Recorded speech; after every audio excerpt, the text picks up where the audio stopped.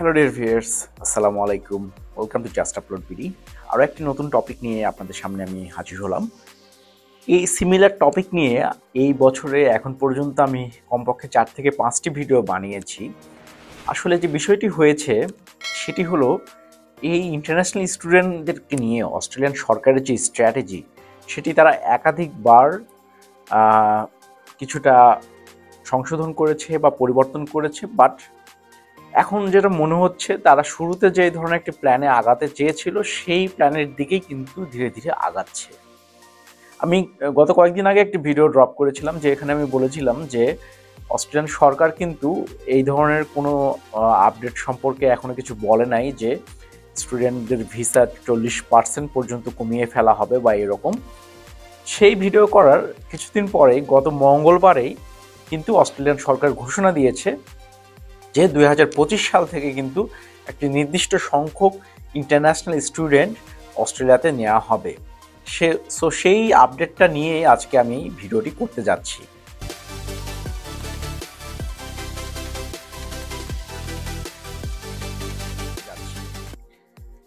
সেই আপডেটটি নিয়ে আমি বিস্তারিত কথা বলবো। তার আগে গত দিনের ভিডিওতে আমি কিছু কথা বলতে চাই। সে অনেকেই কমেন্ট করেছেন যে এটা একটি পুরনো নিউজ বা নিউজটা সঠিক নয়। আসলে অস্ট্রেলিয়ান সরকার বা বিভিন্ন সংবাদ মাধ্যম এই বিষয়গুলো নিয়ে বিভিন্ন ধোঁয়াশার মধ্যে ছিল এবং তারাও কিন্তু প্রায় 2 মাস পরপরই এই ধরনের আপডেটগুলো কিন্তু তারা পাবলিশ করেছে। সাধারণত আমার ভিডিওগুলো যারা দেখে থাকেন আপনারা হয়তো বুঝতে পারবেন যে আমি এই আপডেটগুলো অস্ট্রেলিয়ান সরকারের যে ওয়েবসাইট রয়েছে imi.home affairs, অস্ট্রেলিয়ান হোম অ্যাফেয়ার্সের ওয়েবসাইট অথবা অস্ট্রেলিয়ার যেগুলো প্রথম সারির যে নিউজ পোর্টালগুলো রয়েছে, স্পেশালি এবিসি নিউজ বা এসবিএস, গার্ডিয়ান, বিবিসি, এই সাধারণত এই নিউজ আপডেটগুলো নিয়েই কিন্তু আমি আমার ভিডিওগুলো সাজিয়ে থাকি। সো রিসেন্ট যে আপডেটগুলো আমি পেয়ে থাকি সেগুলোই আপনাদের মাঝে আমি জানানোর চেষ্টা করি ভিডিওর মাধ্যমে। সো আজকে যে ভিডিওটি আমি বলতে চাচ্ছি আজকের ভিডিওটির মাধ্যমে সেটি হলো যে স্টুডেন্ট ভিসা ক্যাপ, যেটি নিয়ে অনেকদিন ধরে আমি আলোচনা করছি, সেটি কিন্তু গত মঙ্গলবার আনুষ্ঠানিকভাবে ঘোষণা করা হয়েছে। যদিও এই ভিসা ক্যাপটি এখনও কিন্তু পরিপূর্ণভাবে এখনো বাস্তবায়িত হয়নি। এটি কিন্তু এখানকার আপনারা জানেন যে এখানে সংসদে বা সিনেটে এটি কিন্তু উত্থাপিত হবে এবং তারা যদি এটি অ্যাপ্রুভ করে তারপরে এই প্ল্যানটি ইমপ্লিমেন্টেড হবে। সো কি বলা আছে সে ভিসা ক্যাপে? প্রথমে যেটি বলা হয়েছে সেটি হলো আগামী বছর 2025 সালে সর্বমোট 2,70,000 পর্যন্ত স্টুডেন্ট ভিসা দেওয়া হবে। 2,70,000 student visa up to provide করবে অস্ট্রেলিয়ান সরকার। এর বেশি যদি অ্যাপ্লাই হয়ে যায় সেক্ষেত্রে হয়তো বা তারা অ্যাপ্লিকেশন অ্যাকসেপ্ট করবে না। সো যদি কম হয়ে থাকে তাহলে তো কোনো সমস্যা নেই, কিন্তু এর বেশি হলে কিন্তু আপডেট করবে না। এর পরের যে বিষয়গুলো সেগুলো এখন ব্রেকডাউনটা যদি আমরা আসি, সেটি আমরা দেখতে পাই যে বিশ্ববিদ্যালয় পর্যায়ে মোটামুটি 1,20,000 মতো ভিসা দেওয়া হবে। তারপরে দেওয়া হবে ভোকেশনাল যে ইনস্টিটিউট রয়েছে সেগুলোকে, এবং পর্যায়ক্রমে আরও কিছু ভিসা দেওয়া হবে যে কলেজগুলো রয়েছে সেগুলোকে। সো এই নতুন স্ট্র্যাটেজি বা ভিসা ক্যাপের ফলে সবচেয়ে বেশি সিট কমানো হয়েছে কলেজ এবং ইনস্টিটিউটগুলো। তাদের কিন্তু এনরোলমেন্ট অনেক হারে কমিয়ে দেওয়া হয়েছে। আর বিশ্ববিদ্যালয় পর্যায়ে যদি স্ট্র্যাটেজিগুলো দেখা যায় সেগুলো ব্রেকডাউন করলে যেটা দেখা গিয়েছে সেটি হলো যে বিগ সিটিজ এবং ওয়েল র্যাঙ্কড যে ইউনিভার্সিটিস রয়েছে, বিগ সিটিসগুলোতে যেগুলো খুবই ভালো বিশ্ববিদ্যালয় রয়েছে সেগুলো কিন্তু ইন্টারন্যাশনাল স্টুডেন্ট অ্যাডমিশনের হার কিন্তু কিছুটা কমিয়ে দেওয়া হবে নতুন এই স্ট্র্যাটেজির আন্ডারে। আর যেগুলো রিজিওনাল ইউনিভার্সিটি রয়েছে সেগুলোতে কিন্তু অ্যাডমিশন তুলনামূলক বাড়িয়ে দেওয়া হবে।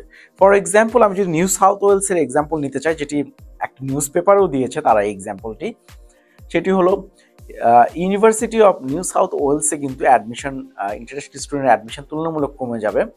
অন্যদিকে ইউনিভার্সিটি অফ নিউ ক্যাসেল, যেটি একটি নিউ সাউথ ওয়েলসের একটি regional university of new castle, তাদের কিন্তু ইন্টারন্যাশনাল স্টুডেন্ট অ্যাডমিশনের হার বাড়িয়ে দেওয়া হবে। তো ইতিমধ্যেই যেটি দেখা গিয়েছে এই বিষয়টিকে কিন্তু বিশ্ববিদ্যালয়গুলো কিন্তু খুব ভালো চোখে বা ইতিবাচকভাবে কিন্তু দেখছে না। তারা বলছে যে এই ডিসিশন বা এই প্ল্যানটি যদি ইমপ্লিমেন্ট করা হয় তাহলে কিন্তু তারা ক্ষতির সম্মুখীন হতে পারে। অনেক বিশ্ববিদ্যালয়ে কিন্তু অনেক শিক্ষক এবং কর্মকর্তা কর্মচারীরা তারা কিন্তু চাকরি হারাতে পারেন। তারা আশঙ্কা করছেন অলমোস্ট 22,000 মানুষ কিন্তু চাকরি হারাতে পারে এই স্টুডেন্ট ক্যাপ উইথড্র করার ফলে। আর তারা কিন্তু ইতিমধ্যেই লবিং করছেন যাতে এই প্ল্যানটি ইমপ্লিমেন্টেড না হয়।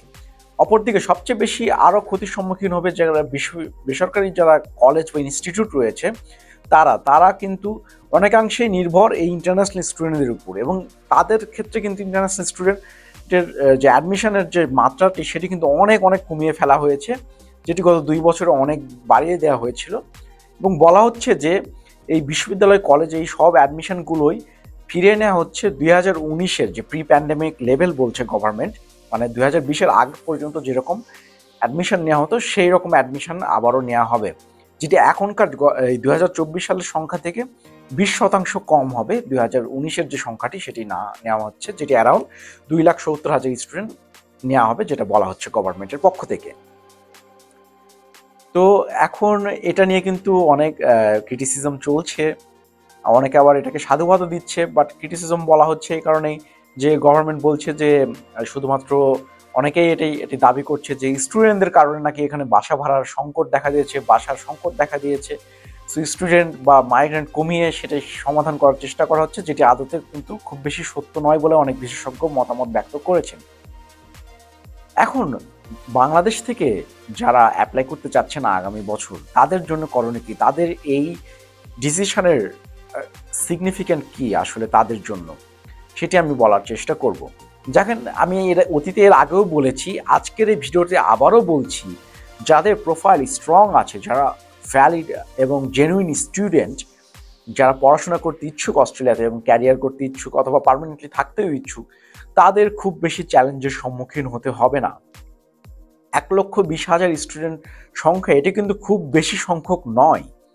তবে হ্যাঁ, যদি আপনারা কিছুটা চ্যালেঞ্জের সম্মুখীন হতে পারেন, যদি হয়তো আপনারা ওয়েল র্যাঙ্কড যে ইউনিভার্সিটিগুলো রয়েছেন, যেগুলো বিগ সিটিজে, সেগুলোতে অ্যাডমিশন নেওয়ার ক্ষেত্রে হয়তো আপনাদেরকে একটু কম্পিটিশনের সম্মুখীন হলেও হতে পারেন বলে আমার মনে হয়। কিন্তু আপনারা যদি মাইগ্রেশন স্ট্র্যাটেজিগুলো খেয়াল করেন, আপনাদের জন্য কিন্তু ভালো অপশন রয়েছে রিজিওনাল ইউনিভার্সিটিসগুলোতে, যদি আপনারা ফিউচার পিয়ার পার্সপেক্টিভ চিন্তা করেন। সো প্রথমত, যদি আপনি জেনুইন স্টুডেন্ট হন, আপনার ল্যাঙ্গুয়েজ প্রফিসিয়েন্সি ভালো থাকে, আপনার ফান্ড ভালো থাকে, আপনার খুব বেশি চ্যালেঞ্জ ফেস করার মনে হয় অবকাশ নেই বিশ্ববিদ্যালয়ে অ্যাডমিশনের ক্ষেত্রে। আর দ্বিতীয়ত আমি সাজেস্ট করব আপনারা ট্রাই করবেন মিডল র্যাঙ্ক অথবা যে রিজিওনাল ইউনিভার্সিটিসগুলো রয়েছে, যেগুলো গ্রুপ অফ 8-এর বাইরে রয়েছে, সেগুলোতে যদি আপনারা অ্যাডমিশন নিতে চান, সেগুলোতেও আপনারা অ্যাডমিশন নিতে পারেন। খুব বেশি মানের হেরফের যে হয় এমনটা নয়। আপনারা অনেকেই জানেন যারা আমার রেগুলার ভিডিও ফলো করেন, আমি কিন্তু ইউনিভার্সিটি অফ টেকনোলজি সিডনিতে পড়াশোনা করেছি, মাস্টার্স করেছি, এখন বর্তমানে ফ্লিন্ডার্স ইউনিভার্সিটিতে পড়ছি। সো ইউটিএস এর র্যাঙ্কিং কিন্তু পুরো অস্ট্রেলিয়াতে 9 অথবা 10-এর মধ্যেই থাকে সাধারণত। ফ্লিন্ডার্সের র্যাঙ্কিং কিন্তু আরেকটু পিছিয়ে।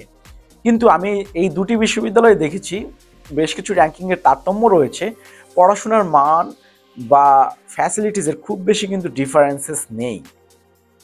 সো বিশ্ববিদ্যালয়ে আপনাদের র্যাঙ্কিং হয়তো বা কিছুটা ভূমিকা রাখে, বাট খুব বেশি ভূমিকা রাখে না। মোটামুটি সবগুলো বিশ্ববিদ্যালয়ে কিন্তু পড়াশোনার খুবই ভালো পরিবেশ রয়েছে, যেগুলো পার্মানেন্ট ক্যাম্পাস যে বিশ্ববিদ্যালয়গুলো রয়েছে।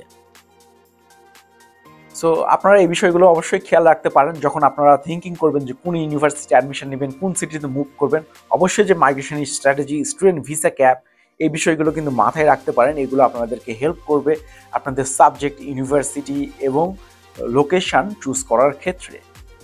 সো আবারও বলছি, খুব বেশি হতাশ হওয়ার কারণ নেই, কারণ এই আপডেটটি যারা জেনুইন স্টুডেন্ট, যারা বিশ্ববিদ্যালয়ে আসতে ইচ্ছুক, যারা সত্যিকার অর্থে পড়াশোনা করতে ইচ্ছুক, তাদের ক্ষেত্রে কিন্তু খুব বেশি ডিফিকাল্টিস ক্রিয়েট করবে না। আর আরেকটি যেটি বিশেষজ্ঞরা বলছেন, এই যে চেঞ্জেসটি, এটি কিন্তু অস্ট্রেলিয়ার অর্থনীতিতে কিছুটা হলে প্রভাব ফেলতে পারে। যে ইন্টারন্যাশনাল স্টুডেন্ট, এটি কিন্তু বলা হচ্ছে যে গত বছর অস্ট্রেলিয়ার চতুর্থ এক্সপোর্ট খাত হলো ইন্টারন্যাশনাল স্টুডেন্ট। অ্যারাউন্ড, আমার সঠিক সংখ্যাটি মনে নেই, বাট অ্যারাউন্ড $45 বিলিয়ন মতো হবে ইনকাম, যেটা ইন্টারন্যাশনাল স্টুডেন্টদের এই খাত থেকে এসেছে। এবং আশঙ্কা করা হচ্ছে যদি এই সংখ্যাটি কমিয়ে ফেলা হয়, কয়েক বিলিয়ন ডলারের লস কিন্তু হতে পারে আগামী অর্থ বছরে, যেটি অস্ট্রেলিয়ার ইকোনমির জন্য খুব বেশি ভালো হবে না। এই কারণে কিন্তু ইউনিভার্সিটিগুলো অথরিটি এবং কলেজ অথরিটি যারা রয়েছেন তারা কিন্তু চেষ্টা করছেন এই ক্যাপটি যাতে কিছুটা বাড়িয়ে দেওয়া হয়, অথবা এই হুবহু এই যে সংখ্যাগুলো এগুলো যাতে ইমপ্লিমেন্ট না করা হয়। সো আপনাদের যদি কোনো আপডেট জানার থাকে বা আরও কোনো কোয়ারিজ থাকে অবশ্যই কমেন্ট বক্সে জানাতে পারেন। আর আমি রিকোয়েস্ট করব যে ভিডিওটি আপনারা সম্পূর্ণভাবে দেখার চেষ্টা করবেন। আপনারা নিজেরও গুগল সার্চ করতে পারেন, এই বিষয়গুলো সম্পর্কে আপডেট কিন্তু আপনারা পেয়ে যেতে পারেন। সো আর যদি কোনো কিছু জিনিস বুঝতে অসুবিধা হয় অবশ্যই কিন্তু কমেন্ট বক্সে কমেন্ট করতে পারেন, অথবা আমাদের ফেসবুক পেজের মেসেঞ্জার অপশনে গিয়ে টেক্সট করতে পারেন। আবারও খুব শীঘ্রই হাজির হব নতুন কোনো ভিডিও নিয়ে। সে পর্যন্ত আমাদের সাথেই থাকুন। শুভ বিদায়।